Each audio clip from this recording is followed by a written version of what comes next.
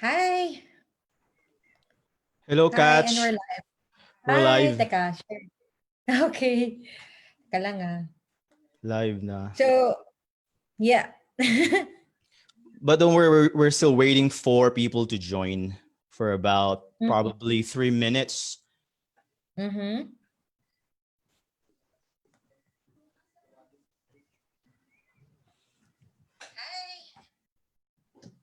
Hello, Kach. Delay siya. Okay.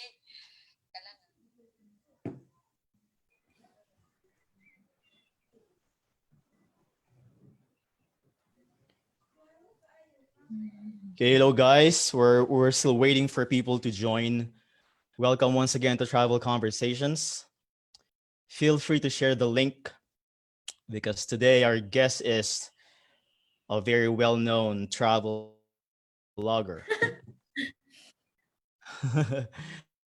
Tawa ako dun. Oh, we already have 27 viewers. Mhm.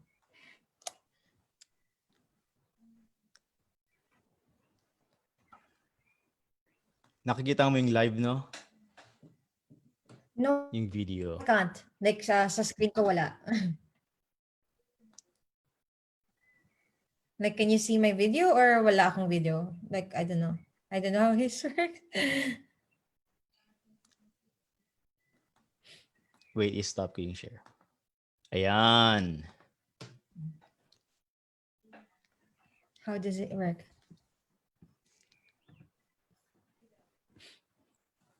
Yan. Hi po, Ate Kach from Risa. Welcome, Risa. Risa Napal Cruz. Hi. I think she's your friend. Mhm. Cedric Valera joined from Pinoy Global Explorers, Philippine Global Mhm. Explorers. And Rambi Francisco, welcome. Kach is also a member of Philippine Global Explorers. All right, two more Okay. minutes. 2 more minutes. Mhm. Yan, dumadami na. 46 na. Ilan ba usually? Marami ba?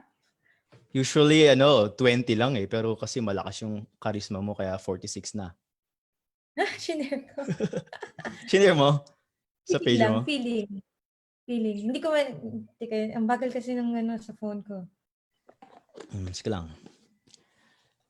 Summer, my friends watching from Korea. Marvin from Thailand.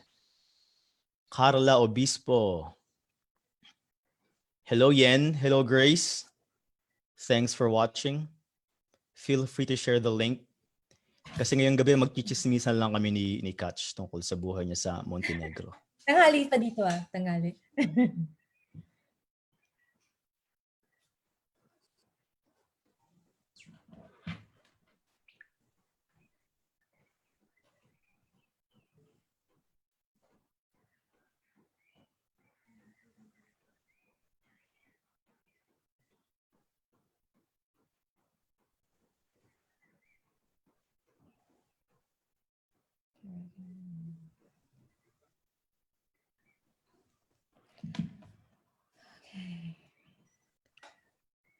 Genevieve, hello po sa lahat watching from Mindanao. Wow. Sabi ni Willie, hi Miss Catch, watching from UAE. Oh, mga friends mo, dami na nila. Baka mas marami kang friends kaysa sa akin. Nakikita.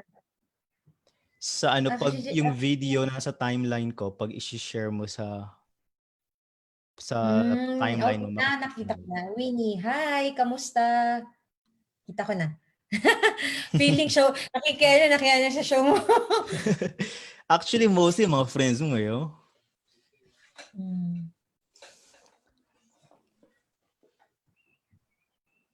Okay. Oh. Okay, let's get it's started. It's already 8:05. Huh? Let's get started. Okay. Yeah. Teka lang.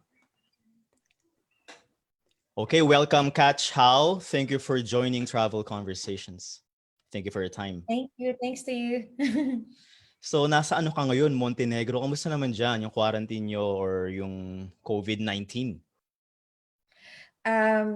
Actually now open na, like they were like lockdown then since March, and then like third week of May tapos na, and actually today may party ako pupuntahan. So like it's back to normal and it's actually raining today. And kasi maliit lang yung population at saka maliit lang yung country, so like the government was able to control it. How's the And party it's like there in okay? How's the party there in Montenegro? Is it like similar to I can imagine your setting is like kind of like Greece where you have wine or those kinds of party, outdoor party or something, or it's more of like a mhm. Filipino house party.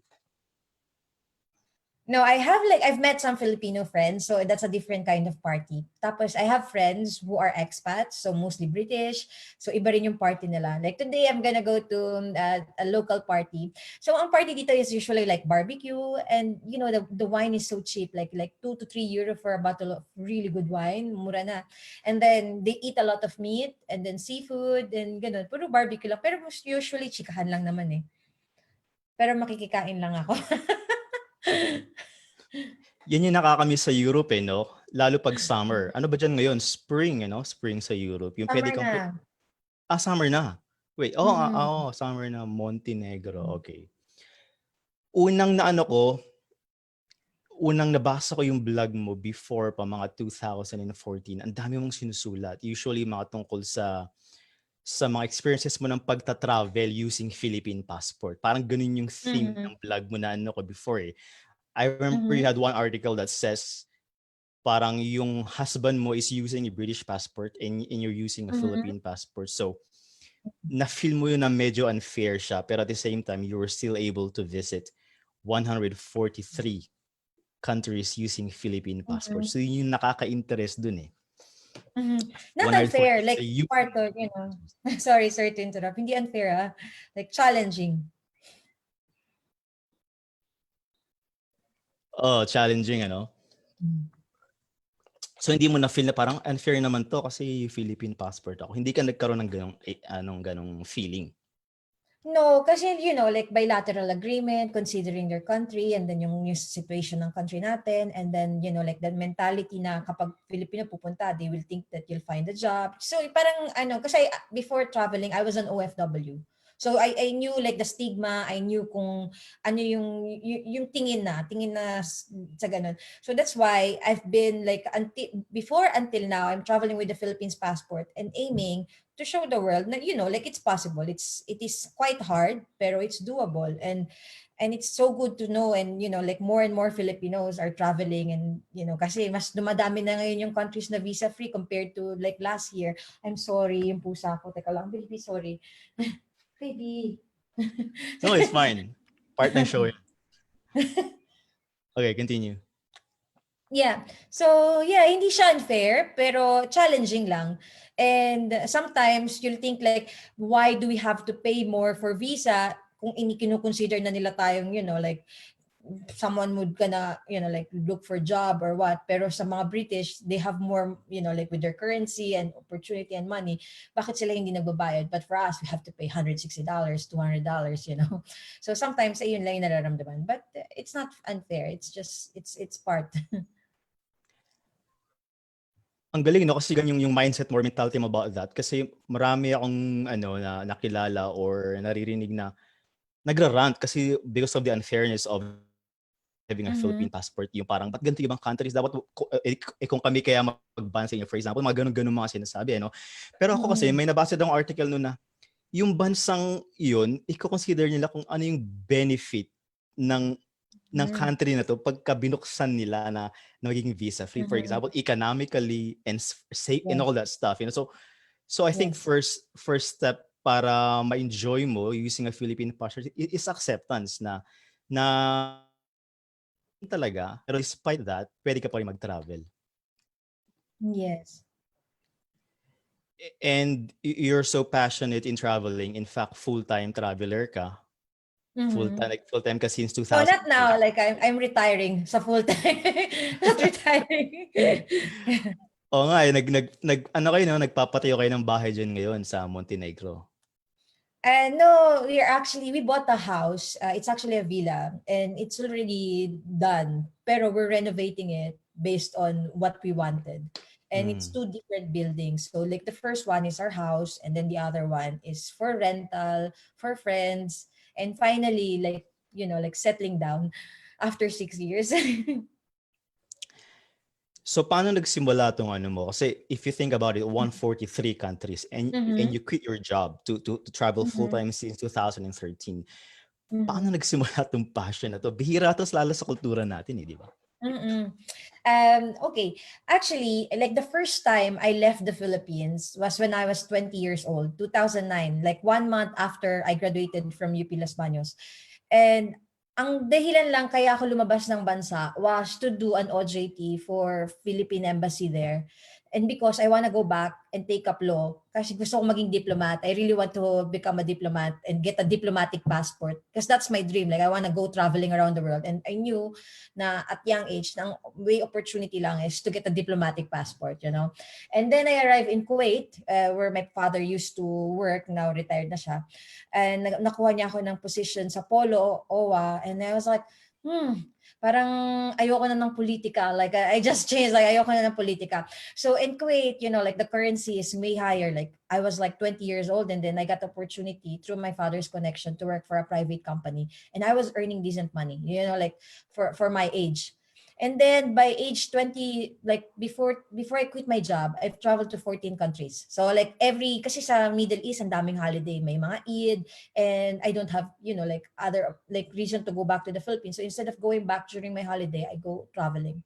And then in 2012, December, I quit my job sa Kuwait to move to Iraq because I know Iraq was opening, and I moved to Kurdistan.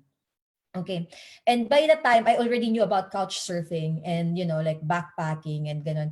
And when I was in Iraq, I've met a lot of adventurers, mga talagang mga, pero European sila, like, traveling from Iran to Iraq to all like, Middle East and Afghanistan, until I've met one Chinese girl with a Chinese passport, and she traveled, around the world and solo backpacking in Iraq and Afghanistan. And I was like, how did you do it? Like, how are you doing this thing? Like, I know couch surfing, pero how?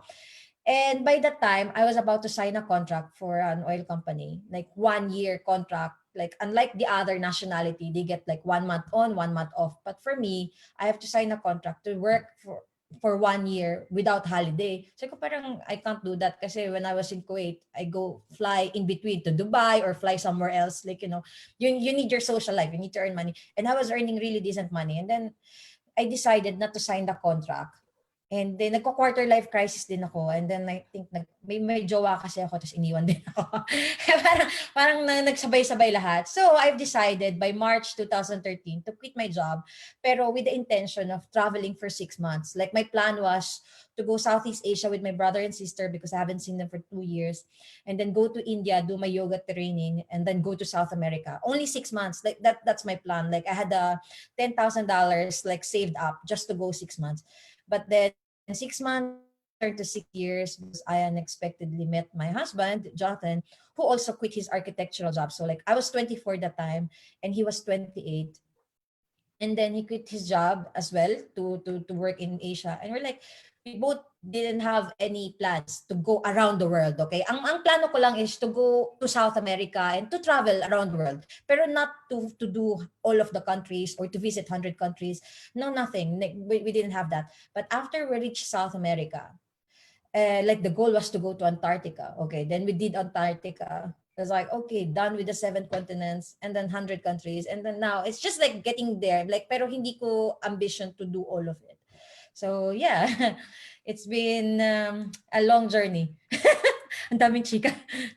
So yung kwento mo, may Mm. pagka-eat, pray, love pala yung kwento mo. Ano mo yun? Yung Mm. nasaktan ka. Parang may Iniwan pa, no? nasaktan, tapos ang result, nag-travel. Ganun. Ganun pala yung Mhm. nangyari, no? Mhm. Tapos, alam mo kasi, Southeast Asia, pag ako dun before, nag-backpacking din ako Mhm. dun, talagang ma-influence ka because there are lots of backpackers there. Tapos, yung spirit nila iba, no? Na-feel mo rin ba yun na ibang level sila mag-travel? So nakakahawa talaga, lalo sa Southeast Asia, may tinatawag silang yung banana pancake trail, 'di ba? Cambodia, Pancake trail. Do you know Laos. why? You know why they call that banana pancake?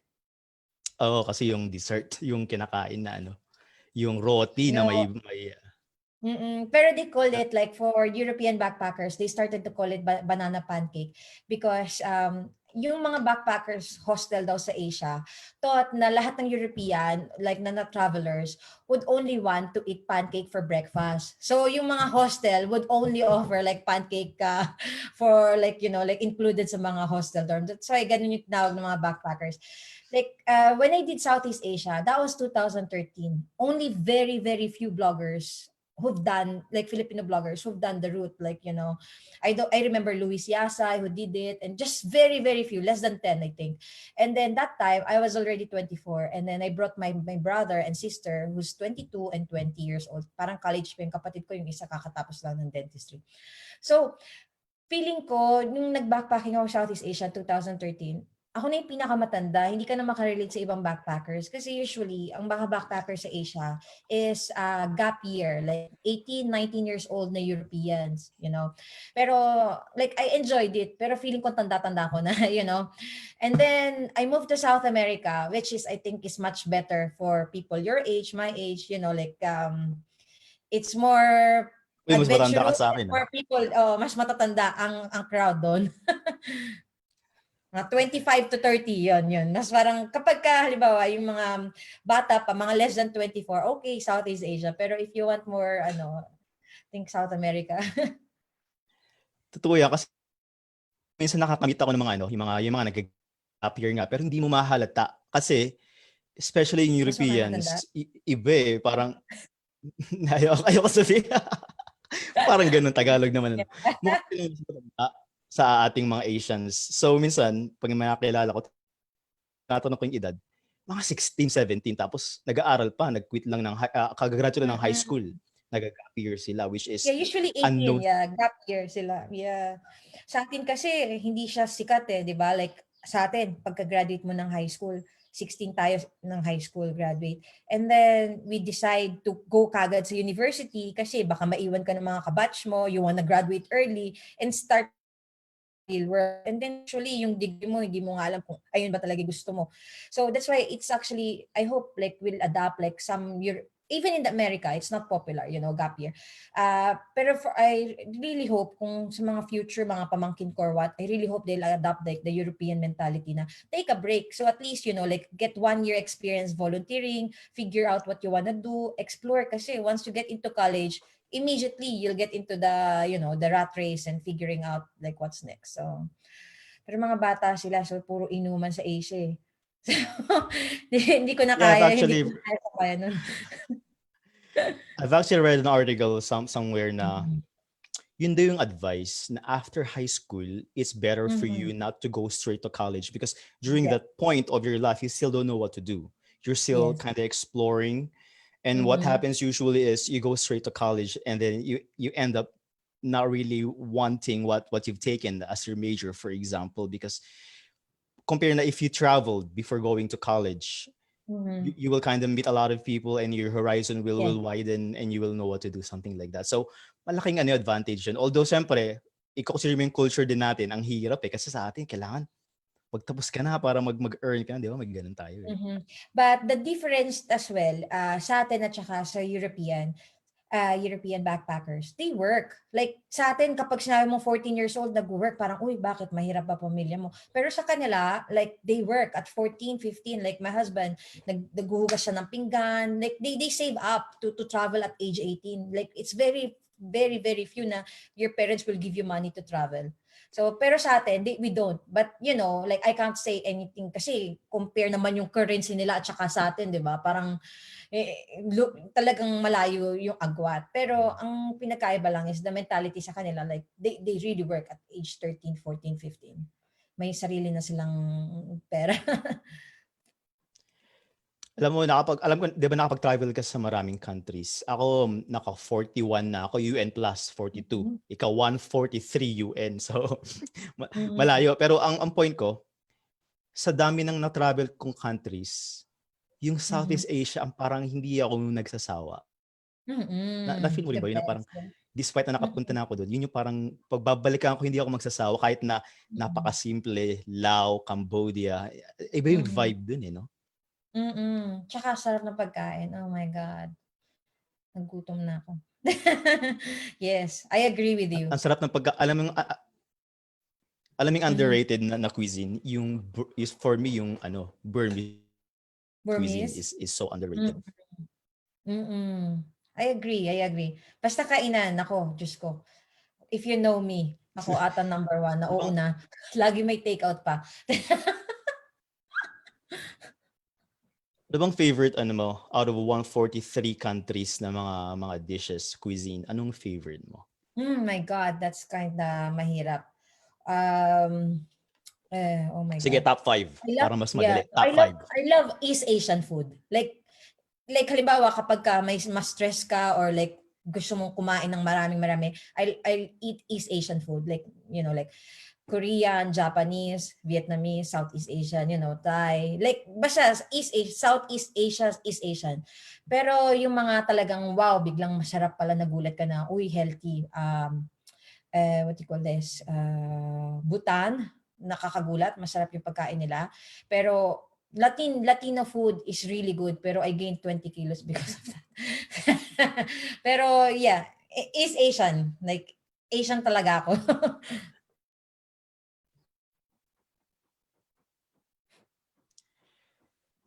So, nung nag-travel ka sa Southeast Asia, nung nag-quit ka ng job mo sa Middle East, wala ka pang vlog, no? Wala ka pang travel vlog, di ba? Kailan Wala. nagsimula tong travel vlog mo? Yeah, I never intended to become a travel blogger. Never in my life I imagined myself writing online kasi hindi nga ako magaling mag-English. No? Well, I graduated from UP, okay? I have a degree in economics and I work for an American oil company and I had a good position, okay? Pero yung English na talagang susulat ka ng magagaling na pang dictionary or what, wala talaga sa intention ko to start a travel blog. Like, my plan was to work offshore, like, work for oil, mining or what, yung mabilisan yung pera. But then, when we started, when I've met Jonathan, like before actually I quit my job, I started a personal page. Parang tinawag ko pa nga yun na Catch in Kuwait. Parang, talking about my life in Kuwait. Pero Tagalog, Taglish lang. Para lang may site lang ako na ilalagay kasi I keep deleting my Facebook before. Like, like not, And then when we were in Vietnam, like Jonathan and I were teaching English. So we had different sources of income and we were volunteering. And then when we arrived in India, we've met another backpacker. He has an NGO. And he said, why not start a travel blog? And that was in 2013. I know there are a few Filipino bloggers, pero there's very, very few information about the countries that I want to visit. Like, kasi hindi pa marami pumupunta sa ganong mga lugar. Imagine, 2013. And then another reason was I've met this backpacker na may website, may NGO. Said, alam mo, you can get sponsors. Like, check out these European and American bloggers. They get like free hotels or discount. And during that time, we were like just, like staying in a backpacker's hostel or sleeping in a tent. Yung talagang gusgusin ka. Pero prior to my backpacking days, I stay in 5-star hotels, yung mga ganun. Pero since we couldn't afford any, I told Jonathan, let's start a blog spot. Para kunwari, like I ask him, like I write it down and then he edits the grammar. And my husband is a good writer kasi British siya. So that time, siya taga-edit, taga-proofread. And we didn't have any intention to make it, as our permanent business or permanent career or what. Until we arrived in South America, in Peru, when I wrote an article that was bought by Rappler. And that time, I just wanted to earn extra money kasi we were so broke. We only had $300 left when we arrived in South America. And Rappler that time offered like, paid me $50 for an article. I was like, wow, malaki na to. So I should just keep writing like na ganito. And then that article gone viral and we started, like creating our Facebook page and then started to like buy our domain, the Two Monkeys, and then, decided to keep going. So ayun lang.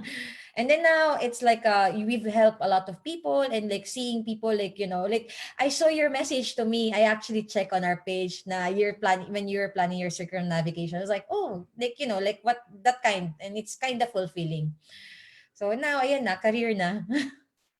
Oo, isa ka sa pinagtanungan ko when I Mm-mm. was thinking of getting a Japan visa for Mexico kasi hindi ako sure. Mm-mm.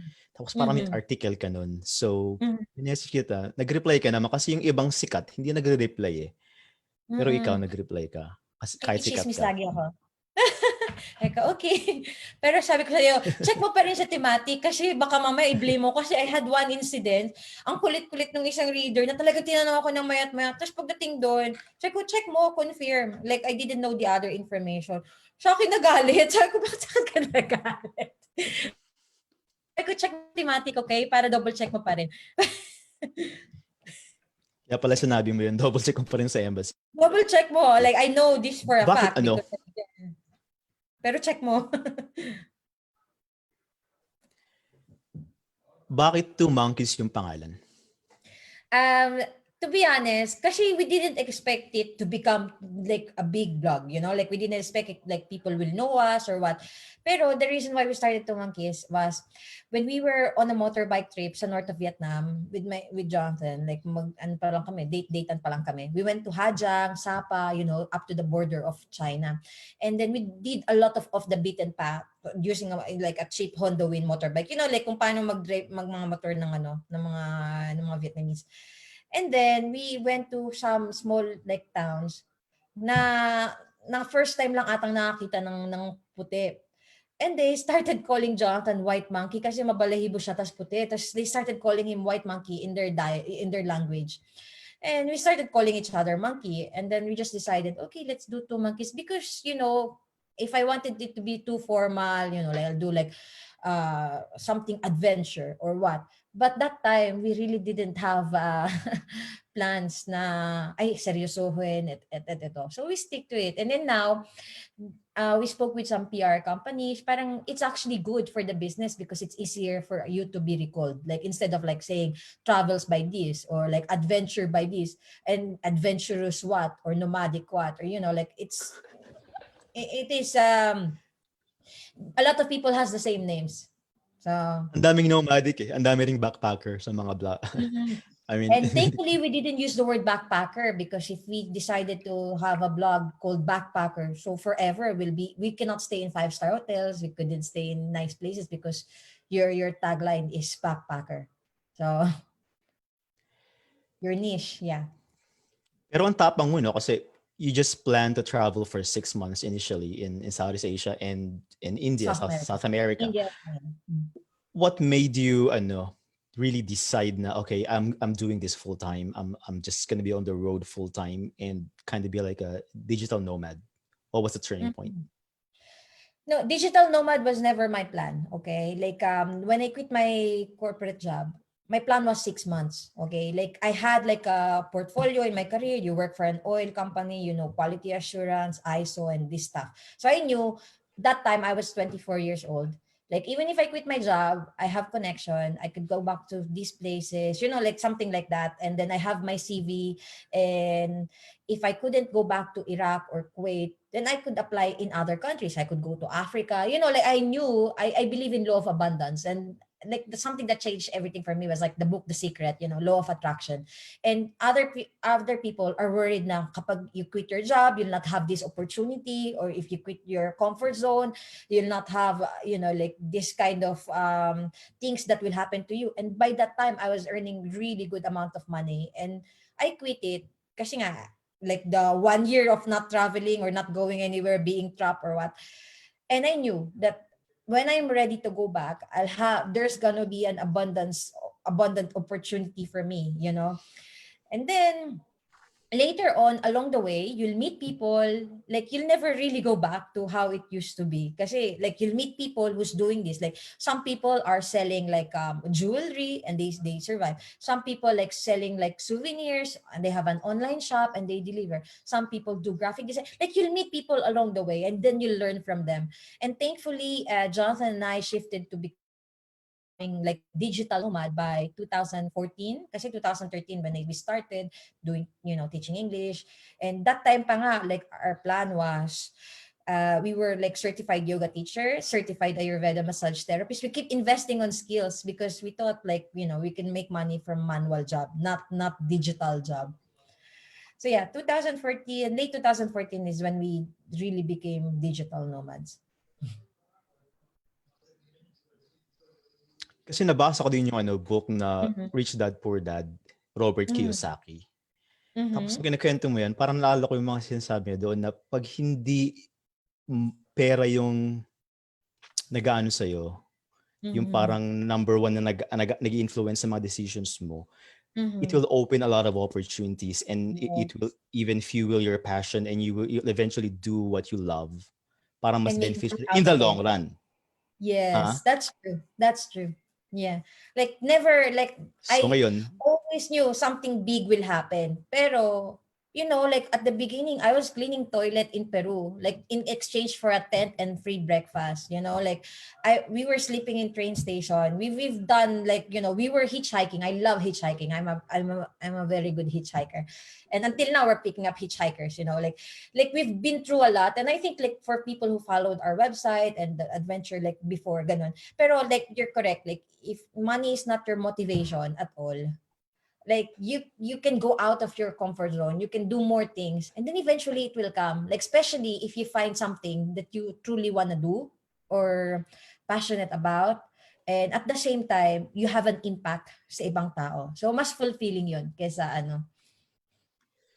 yun yung word na hinahanap ko kanina, motivation. Pag hindi mo, kasi may kwento sa book ni Robert Kiyosaki na tiname siya ng rich dad niya na nung una, nag-work sila for him na walang sweldo. Mhm.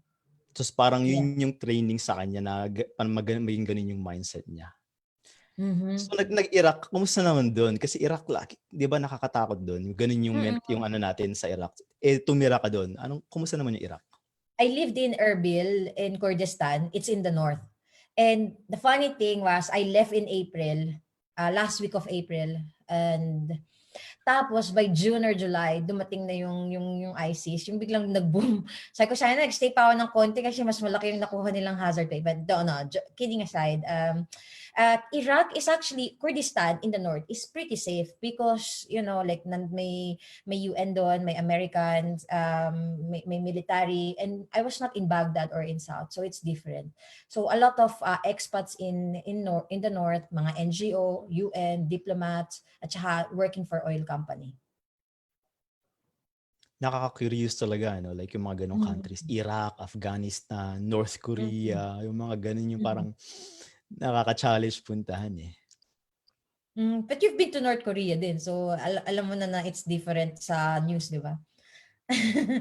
Really different, really like Mm-hmm. one of the safest countries I've been to. Hindi Safest maniniwala plane. tao sinabi ko nun, pero that's actually Mm-hmm. very organized. Anyway, Mm-hmm. yung ano nyo, nakita ko, pinost mo sa ano nyo eh. You posted on your Facebook your love Mm-hmm. story ng husband mo. Mm-hmm. Tapos, nabanggit mo doon na nag-meet kayo sa Lao, and then Mm-hmm. after that, nag-separate kayo. Kasi Mm-hmm. ganun yung But, challenge ng backpackers or travel na mm-hmm. you will meet. You will have romance on the road, but it won't last because usually, iba-iba ka ng itinerary. Yes, yes. Ganun lagi nangyari na parang 3 days lang, which is iba eh, na, ano, di ba? Alam mo na, lalo pag nag-travel ka, nature, mga temples, ang daling ma-in love. Pero at the same time, at the back of Mm-hmm. your mind, alam mo, hindi ito maglalast. Kasi, Mm-hmm. pupunta na ng, for example, Peru, ako papunta ng Mexico. Pero kayo, Mm-hmm. you made it happen. So, paano yun? Yeah. I think swerte ko lang talaga. I think that Jonathan and I have met in Luang Prabang, Laos. And he was on he quit his job. And then, kasi 28 pa siya noon, tapos mahilig talaga siyang magmotor. So he traveled around Southeast Asia on a motorbike, starting from Cambodia, Thailand, Laos. But his end goal was always to stay in Vietnam and to teach English. Kasi, like expats, like British people make decent money in Vietnam. So that was his plan. And for me, ang plan ko was, like travel Southeast Asia, go to India, and then go to South America. Then we've met noon, nung kasama ko pa yung brother at sister ko. Sabi nga ng mga kapatid ko, talagang parang tinamaan daw ako kayo dyan kasi bigla akong bumait lalo sa kanila. Kasi usually, by that time, like our budget was for the food was like $3 per day. Then that time, after ko ma-meet si Jonathan, nilibre ko sila ng $10 na pagkain. Parang sabi niya, parang ano kayo meron siya. So, after we've met in Luang Prabang, I think we've only met for 2 days. And then by that time, tagito, wala naman, I think may WhatsApp na. May mga WhatsApp na, tapos may Facebook. So we added each other. And then I continued traveling all over Vietnam, Cambodia, and I did a 1-month yoga retreat sa Thailand. And then while chatting with Jonathan, like, I've met other people along the way. Kasi as like if you stay in backpackers hostel, you'll meet a lot. You'll definitely meet a lot of people. And when I was talking to Jonathan, he knew I was doing yoga, and he was into yoga, meditation. He's very spiritual. He likes Buddhism. He's, I don't know, he's just like genuinely nice person. And then we started talking about it. And then sabi niya sa akin, why not fly back to Vietnam, and we're gonna go travel around North Vietnam and, do yoga and then do stuff. Before I fly to India. Parang ganun yung plano. So sabi ko sa mom ko, Mom, can I go to Vietnam? Puntahan ko kaya to? Parang mukha ba akong desperado? Ako pa lilipad sa Vietnam. Because he was already not a little bit stable, but he got an apartment with his friends, teaching English and stuff. So I flew in, and then di na ako umalis. Kinuha na yung passport ko. So you really made it happen. Ganun talaga, Yes. you have to make an Effort effort. talaga. Mm-mm. Before tayo mag-continue, may mga Mhm. questions dito. So entertain natin sila. Okay, Guys, feel yeah. free to ask questions for Kach kasi Sorry, di ko nakita. Hi, Mark. Hi, Jad. Ayan. si Sorry, Mark hijab ko yung... Mateo. Hello, Miss Kat. As a holder of a Philippine passport who has proudly used it to travel around the world, what do you think can our government do to Mhm. improve its standing and allow for more liberal visa policies towards it? Okay. To be honest, I don't know if I can...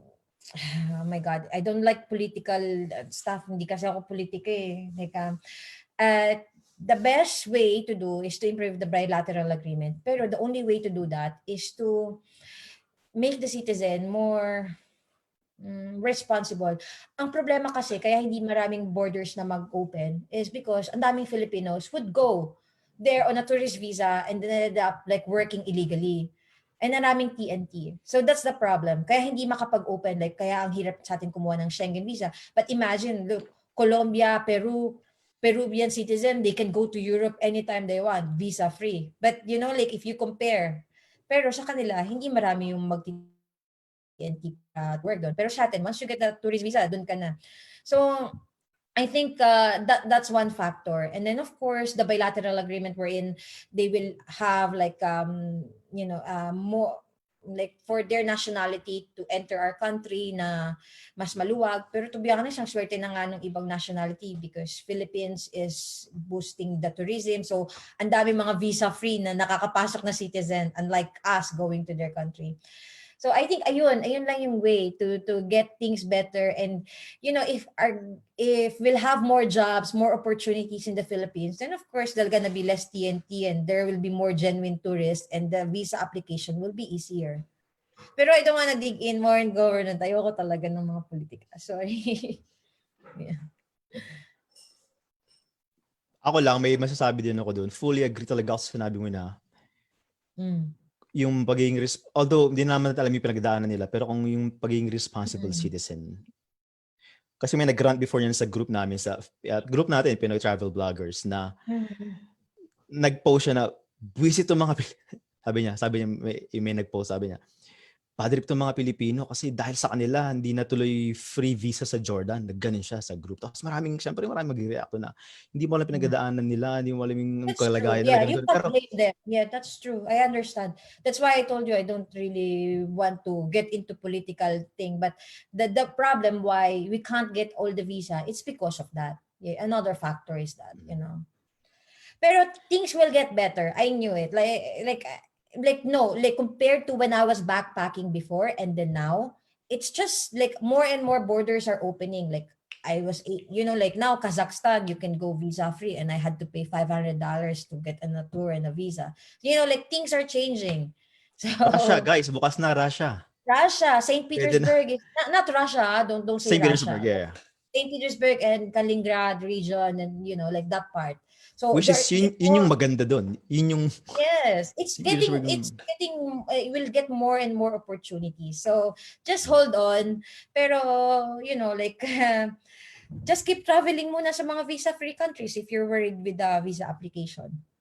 Singapore. Mm-mm. Pero let that sink in muna guys, 143 UN countries ang napuntahan ni Kach. All Philippine passport. Kasi ang daming maraming nagreklamo minsan na ayoko mag-travel sa countries niyan kasi may visa. Pero ikaw, if you think about it, 143 countries using your Philippine, which means nag-apply ka talaga ng mga visa. Anong masasabi mo sa ganun? Sa pag-apply ng visa? Never what I mean sa mindset natin na kailangan ko mag-apply ng visa hassle pero nagawa mo ng 143 countries. Doable ba talaga na ganun o talagang marami ka ring sakripisyong ginawa? O marami. Pero ako, until now, even I've traveled to a lot more compared to, like before, I've never been confident when I apply for visa. Like, visa application is a very straightforward, activity. It's not a correct term. Pero when you apply for visa, it's very straightforward. You just have to follow the rules, write the letter, gather all the documents, and then that's it. But of course you have to show proof that you're not going to be TNT, your rootedness, and then you can finance it properly.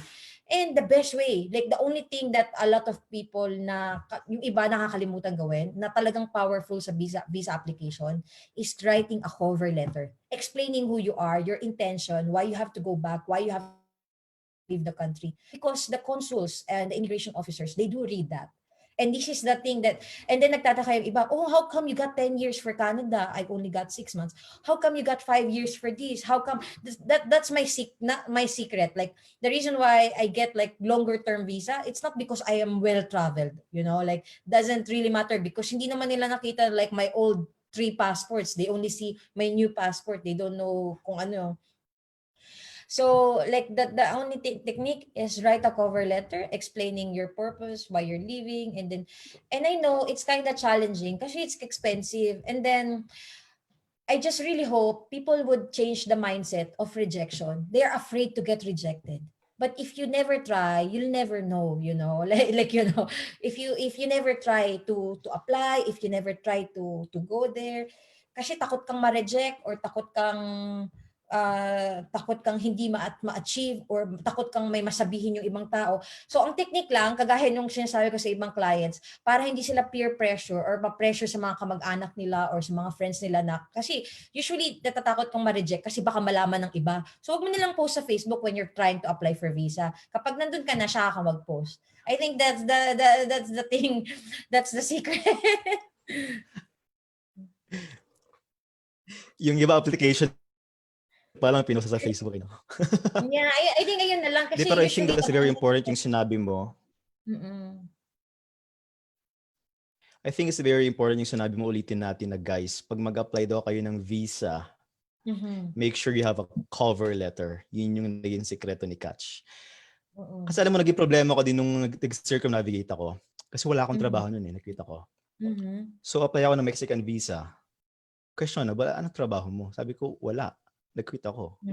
Tapos tuwing papasok ako sa mga countries, naku-hold ako kasi wala akong trabaho. Yun yung parang isang issue nila. Ang sagot ko, nag-quit ako kasi gusto kong, sabbatical. Or kasi mahaba yung, pero maintindihan naman nila. Pero yun nga din yung isa. Pero napakaganda na sinabi mo na cover letter pala yung sikreto. Kasi ako nag-apply ako, lagi akong walang ganyan. Cover letter. Yung pala yun. People would tell me madali lang for you kasi ang dami mo na napuntahan. Pero before I reached this point, I was 25 years old, single, hindi ko pa naman asawa si Jonathan that time. I have to apply for UK, Schengen, USA, tas mga iba't ibang bansa, hindi ko pa asawa ko ha. So, and that time, wannabe blogger kami, and the only technique was to write a cover letter explaining what you're doing, why. I've never applied for visa sa Philippines ha. My US visa was granted in Colombia. Okay, tapos my UK visa was granted in Vietnam. Tapos yung Schengen is granted sa USA. Yung mga ganun. So ang talagang minaka-technique lang is to write a cover letter. Not the cover letter that you could find online. Not those template, pero personalized. Once you get one letter, i-edit mo lang naman yung itinerary, yung date, and other than that, it's just one time, big time writing. Tapos edit mo na lang, copy-paste mo na lang yung template. May tanong, isang kaibigan ko to, si Cesar Para, may tanong siya. Is it safe? Safe ba and mababait naman ba ang mga tao sa Kazakhstan? Is it expensive there? Expensive there. Mababait sila. Actually, because like my last big trip was Central Asia. So I did all the, what you call it, the Silk Roads, Silk Road, mga stands. And halos, mababait sila. Masarap din yung pagkain. But the time, it's expensive. It is quite expensive there. Kasi that time, hindi siya visa-free for Filipinos. Actually, e-visa, like visa on arrival for Filipinos. So the only way for me to enter the country was to get an invitation letter from an tour company. And the only way they'll give me an invitation letter was to book a tour with them. So I had to book a tour sa kanila. And then, ayun na, yung bayad. Pero halimbawa, for food and for other like destination, I think Central Asia and the Kazakhstan is cheap. Parang medyo ka-level ng Philippines kasi nagulat ako, umuwi ako Philippines last January, ang mahal eh. Nagrereklamo pa ako sa kapatid ko, ba't ang mahal sa Pilipinas? Mas mura pang mag-travel sa ibang bansa. So, yeah, I think, pero Kazakhstan compared to Kyrgyzstan, or compared to Mongolia and other countries, it's more expensive. So sa kanilang standard. Pero if you're a Filipino traveling from the Philippines, it's easy. It is not that expensive. It's equal.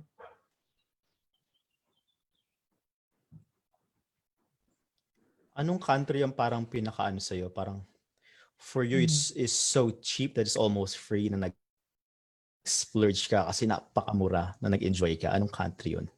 Venezuela. Venezuela. We had like a private, I don't want to, political na naman to because of, the recession and the government, the political part. But we had like a private, hindi naman siya helicopter, ano ba tawag dun sa maliit na aeroplano na 4-seater lang, Cessna plane. Parang nakakatakot nga eh. Kala ko nga katapusan ko na rin dun eh. Kasi pang-apat lang piloto, tas kami mag-asawa. $50, may private Cessna plane kami from Caracas to the Angel Falls. Like actually not in the Angel Falls. May isang city, Cebu, I forgot the term. Pero may isang city by the lake na you can only go by airplane. May maliit na aeroplano. So $50 for that.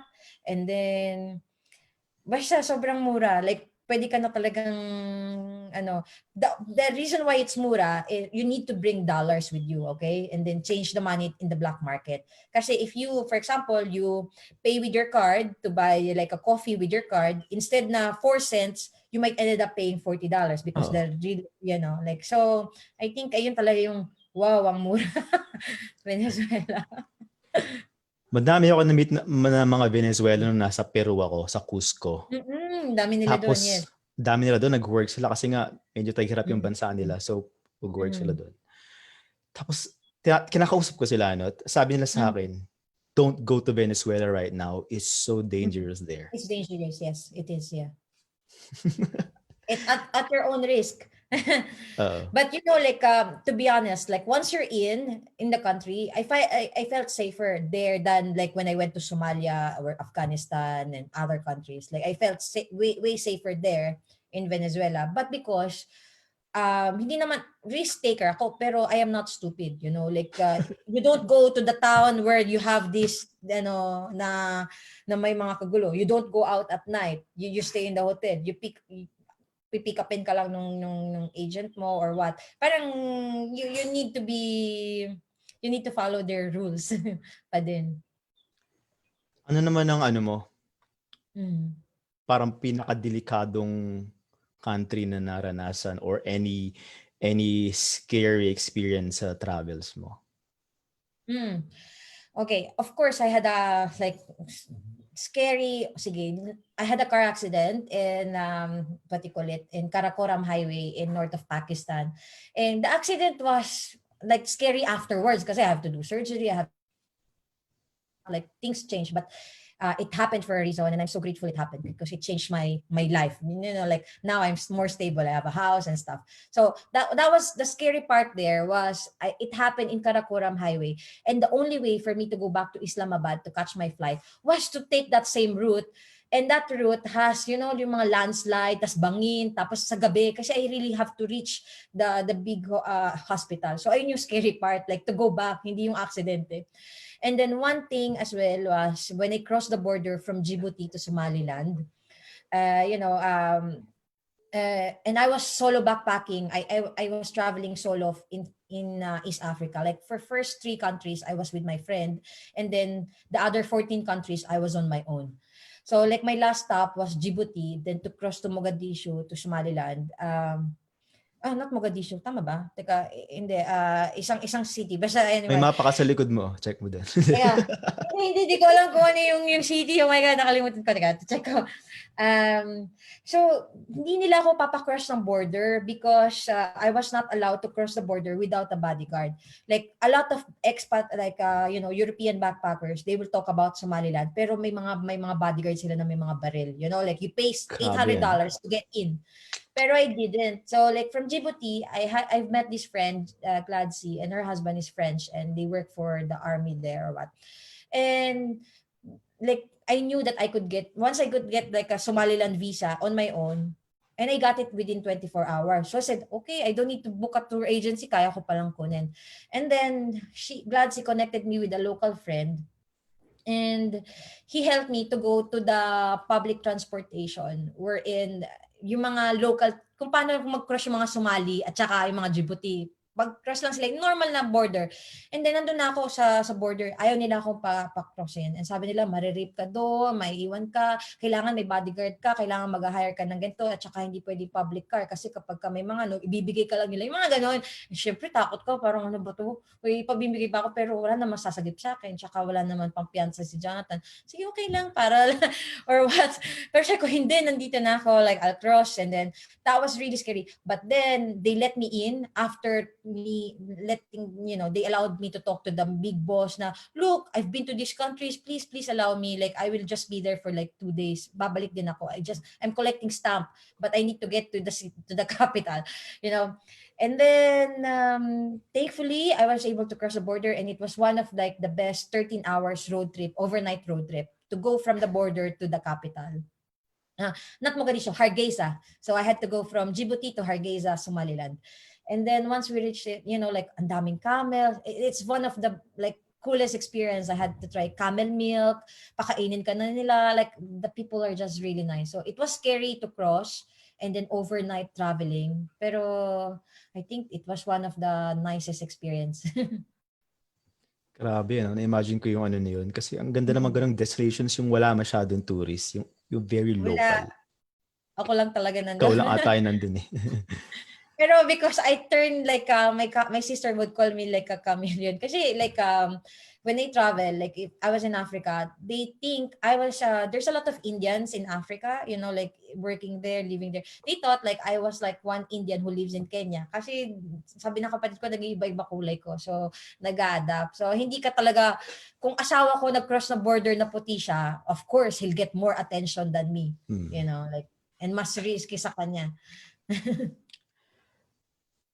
Gaano ka yung travel sa'yo? Kasi parang talagang sinugal mo halos lahat no? Trabaho mo, safe and all that stuff. How is it important to you and how do you view travel? Kasi mga iba, for example, yung iba, mag-travel ako kasi as a leisure or travel ako kasi para mag-relax. Iba mag-travel ako para ma-discover. Para sa'yo, ano yung travel for you na ginawa mo to 140 countries, you quit your job? Yeah.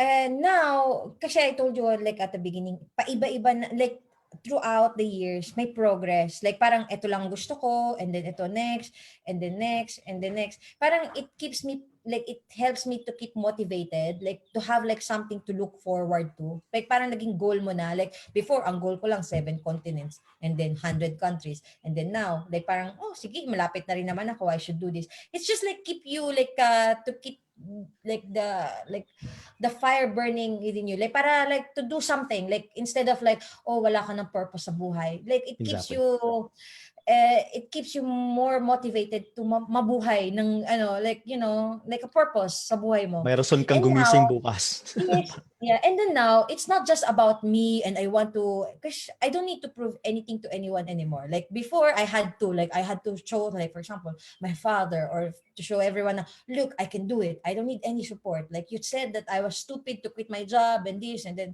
I've done it. Like it's done. But now, like I keep traveling, not just for me. Like the travel blog is our business, but we're doing other things. But now, I don't know if you will see, I actually gathered some of the screenshots and messages of my readers and people, like how you change people's lives. It's a different kind of thing na parang now you let me, like with the inspiration and this, and like you told me how to get this visa. Like, it's has a different meaning nowadays.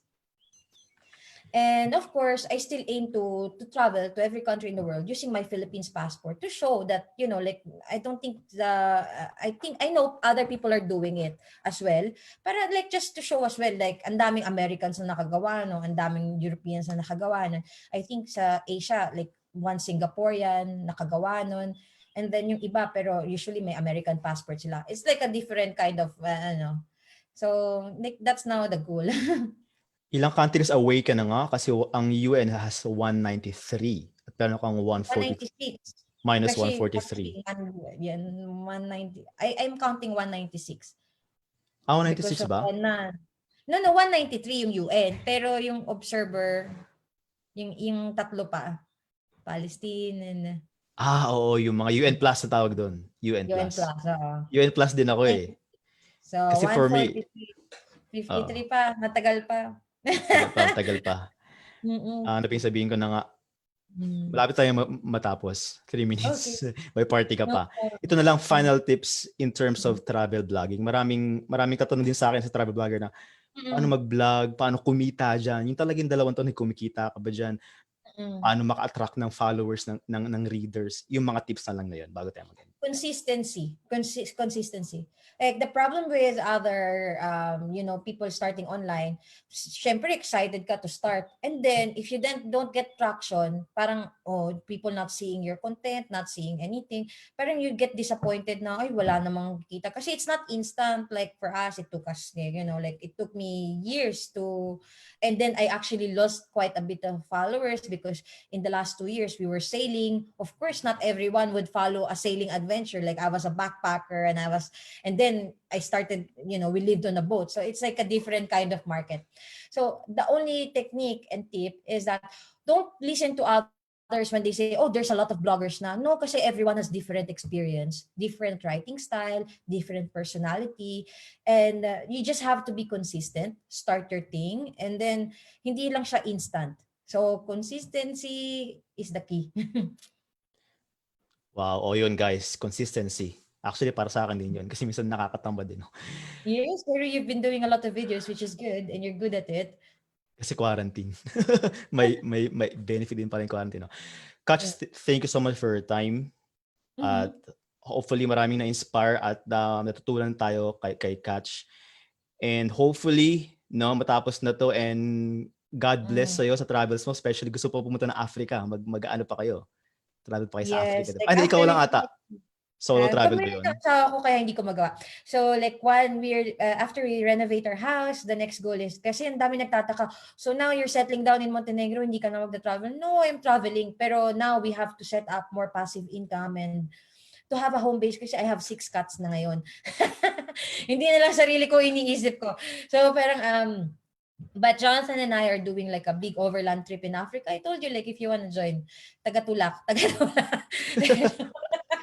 Gusto ko pumunta na yung ano ba doon, yung Ethiopia. Masarap yung ano nila doon eh. Ethiopian I've been, pero lang, capital, Addis Ababa.